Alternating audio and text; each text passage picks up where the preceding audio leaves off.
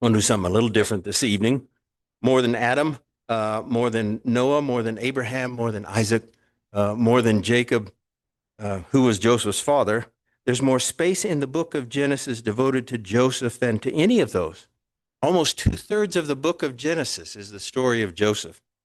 Um, Hard to believe till you read through it. We studied Joseph's life, what, 3-ish years ago.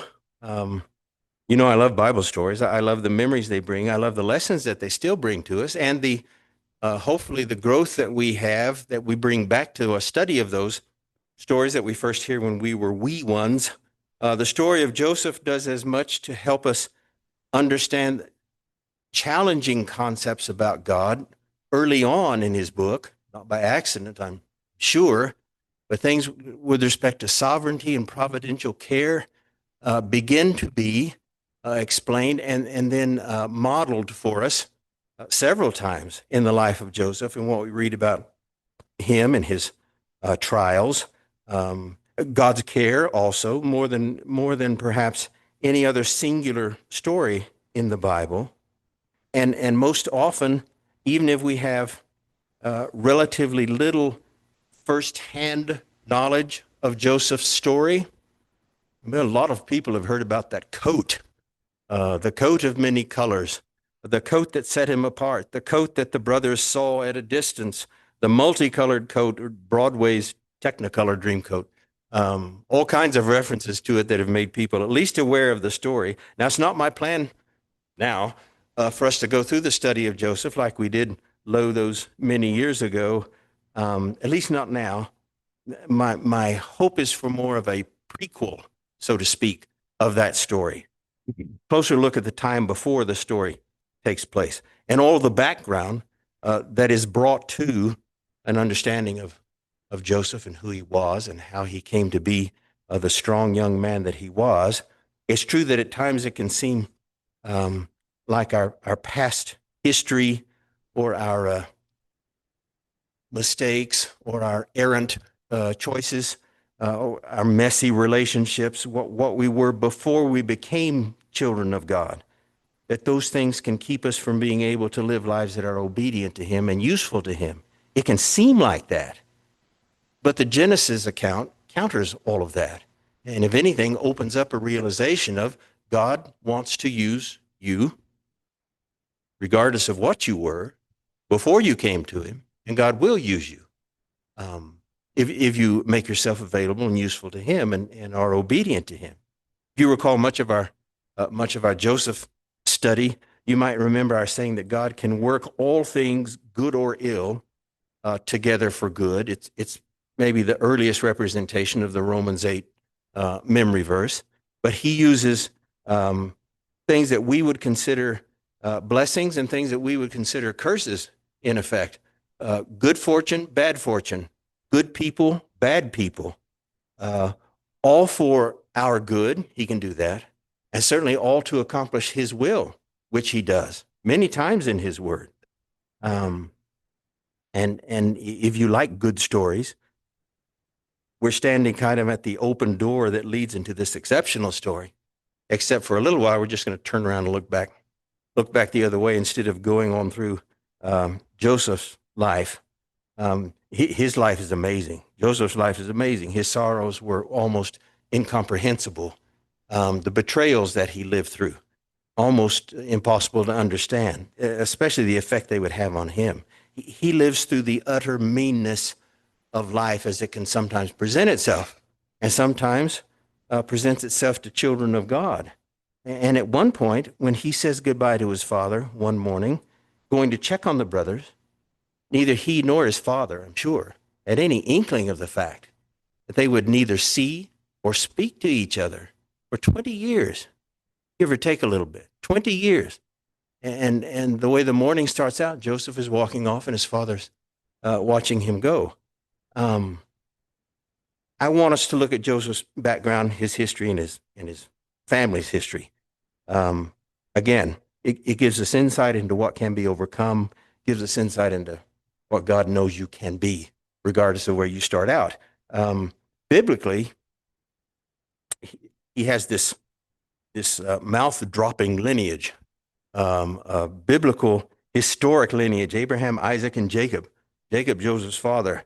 And our first introduction to Joseph is chapter 37 of Genesis, if you want to be turning there. And it says it's the study of Jacob's life, and it is. It starts out with a reference to someone at an age, I'm not sure if you remember, with respect to yourself. Do you remember being 17 years old? Do you remember your children being 17 years old? And remember all the things that are going on in your life at that age, a young man or a young woman. Genesis 37 and verse 2 says, this is the account of Jacob's family line. Joseph, a young man of 17, was tending the flocks with his brothers, the sons of Bilhah, the sons of Zilpah, his father's wives, and he brought their father a bad report about them. Intriguing writing. Draws you in, gives you a foreshadowing of what's going to take place, and then begins to backfill a lot of the particular information with respect to Joseph and his family. Description of the story could read like a primetime soap opera or a daytime soap opera. Difference being this is inspired, but a whole lot of the same kind of. Does anybody remember the show Dallas on TV? Probably not. But if you do, this kind of shames some of that. What differs from a soap opera and what we see here is this umbrella theme that covers over all of the story of Joseph, all of those chapters, chapter 37 to chapter 50. And above all of that, riding above all of that, sitting above all of that, is the sovereignty of God and the providence of God. So very important for us to understand that they exist and that they work, and that you can watch for them in your life and certainly see them in hindsight in your life. Then what sits beneath the umbrella, this description by another author says, what we see is a tale of bitter jealousy, of deceit, of slavery, misrepresentation, injustice, lust, rivalry, forgiveness, brothers fighting brothers, deep resentment of parents. It's a great family history. Sounds like a lot of you here. But there's also unjust imprisonment on top of all of that.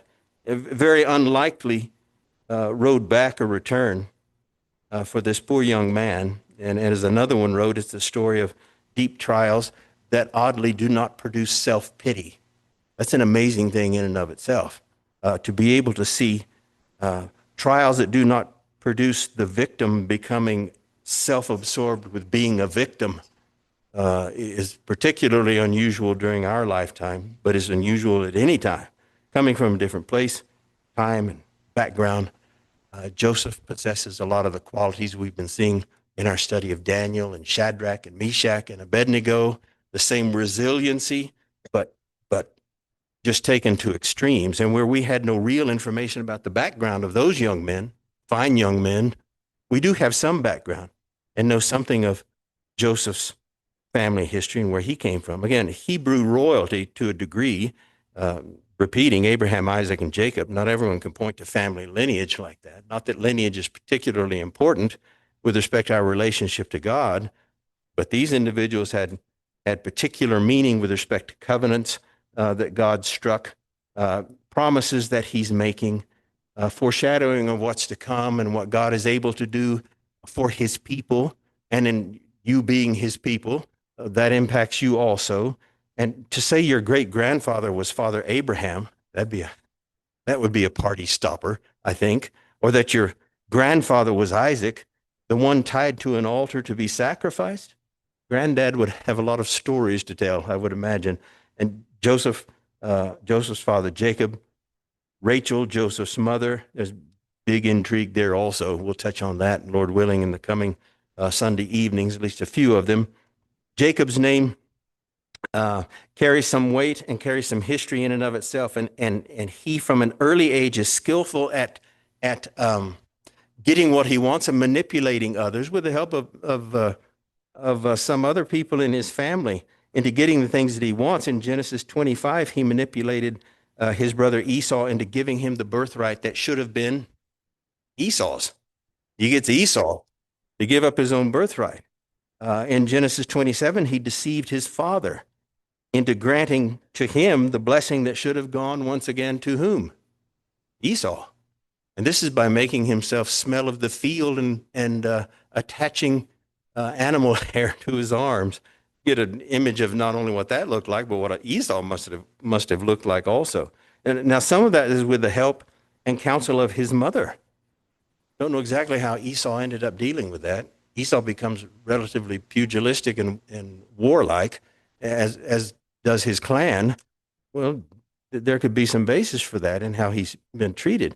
Isaac eventually tells his son Esau in chapter 27, your brother came deceitfully and stole your blessing. That's quite an admission within a family. Jacob was also very determined as an individual. He set his mind on something and worked relentlessly toward it. In Genesis 29, you can read about Jacob falling in love with Rachel. First time he sees her, sounds like, Joseph's mother. He'd gone to the land of his uncle Laban in order to avoid Esau, who had what? He'd sworn to kill his brother on sight. Again, this family is entertaining, to say the least. And his mother's brother, Laban, said Jacob could work for him. And then he asked Jacob what his wages should be. And Jacob's the one who proposed to his uncle, well, I'll work 7 years for free if at the end of that I get Rachel, your daughter. To which Laban agreed. Work for free, give me your daughter. I do remember asking Vicky's dad over the phone for permission to propose to his daughter. I don't think he was impressed by that. I did not offer to work any length of time for her, but I'm sure he understood the value of my labor. Although I came up greatly in his eyes when I was able to repair a relief valve on his hot water heater, getting parts from Payless Cashway on 50th in Lubbock. But then I sank back down again after that. But the deceitfulness in this family seems to be a business almost. It's employed by several of them. As Laban gives Jacob his older daughter and made Jacob work another 7 years for Rachel at the end of that first 7 years. Now, the older daughter, Leah, is kind of sneakily insinuated into the wedding night. And you can read that for yourselves. Perhaps Jacob knew then a little of what his father Isaac had felt like. When Jacob deceived him on the birthright and the blessing, and perhaps a little of how Esau had felt when Jacob betrayed him also. Genesis 25 or 29 and verse 25 says, about the day after the wedding night, when morning came, there was Leah. So Jacob said to Laban, what is this you've done to me? I served you for Rachel, didn't I? Why have you deceived me? Jacob, of all people, this point should have known. His father-in-law passed it off to custom. He says, in effect, well, we always give away the older daughter first. That's just what we're doing. You should have understood that. On to the next 7 years, which again Jacob agreed to. He was smitten with this young lady, but Jacob knew he was a deceiver. Esau even tells Isaac that's why he's named what he's named. You look that up and see the exchange between Isaac and Esau, which is almost as striking as the relationship between the brothers. It is difficult to figure out all of the relationships of the family, but they are quite unique. One author that I read with respect to Laban, the father-in-law, and Jacob said the relationship between uncle and nephew, as you read it in the Bible record, is just a chronicle of one schemer trying to outdo another schemer. I don't know how you feel about your father-in-laws. Don't raise your hands and don't tell anyone. But this was a unique, ongoing relationship, and Joseph has not even arrived on the scene yet, really. So there's more to come with respect to that, and that will be next week. But that gives you a little taste, and then hopefully you'll begin reading on your own. Like I said, it starts in chapter 37 and then moves briskly ahead. You will not, if you haven't read it before, you will not be able to guess what comes next because it is so off the wall. But it's all done under the purview of God. It's done under the watchful eye of God. God continues to watch over and care for Joseph in unbelievable situations and particularly challenging things for Joseph in his life. As we conclude this evening, if you need to respond to the invitation, we want you to feel comfortable in doing that. And if you need to ask for the help of your church family in some way, this is a good time for that also. Certainly prayers and care will be offered by the family that loves you. But if you need to respond, then seriously consider doing so. Come to the front of the front row and sit on a chair there, and you'll be served as we stand together and sing the invitation song.